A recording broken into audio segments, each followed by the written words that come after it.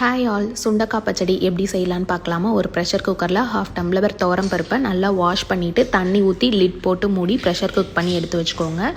புளியுமே கொஞ்சம் ஆட் பண்ணி ஊற வச்சுருங்க.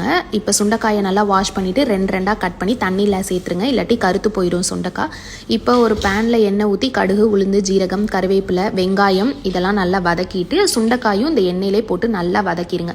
சுண்டைக்காய் வெந்ததும் தக்காளி, நான் அரை தக்காளி இன்றைக்கி ஆட் பண்ணியிருக்கேன். இதையும் நல்லா வதக்கிட்டு குழம்பு மிளகாத்தூள் 1.5 டேபிள் ஸ்பூன் போட்டிருக்கேன்.